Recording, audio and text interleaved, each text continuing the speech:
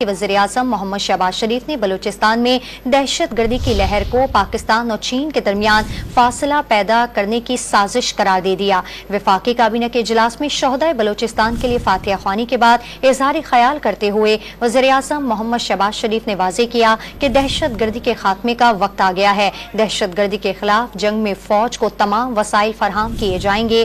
वाज़ेह कर दिया कि दहशत गर्दों से कोई मुज़ाकरात नहीं होंगे, लेकिन पाकिस्तान और आइन पर यकीन रखने वालों से बातचीत के लिए दरवाजे खुले हैं। आर्मी चीफ समेत फौज और कौम दहशत गर्दी के खिलाफ एक पेज पे है। बलूचिस्तान में वो लोग जो पाकिस्तानी सोच रखते हैं, वो लोग जो पाकिस्तान के आइन और झंडे को तस्लीम करते हैं, मैं समझता हूँ कि उनके साथ बातचीत के दरवाजे हर वक्त खुले हैं।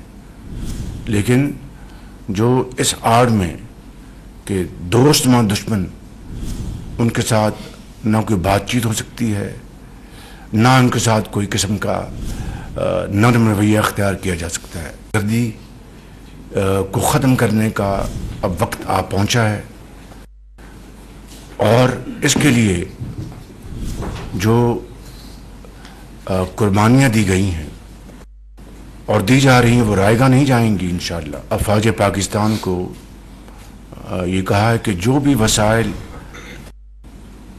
मादी वसाइल इस हवाले से फाइनेंशियल रिसोर्स जो चाहिए, तमाम वसाइल मुहैया करेंगे और इसके लिए कोई कमी नहीं छोड़ी जाएगी। दहशत गर्दों के लिए कोई जगह नहीं है इंशाअल्लाह। कुछ हो जाए, उनका इंशाअल्लाह इस मुल्क में मुकम्मल खात्मा होगा।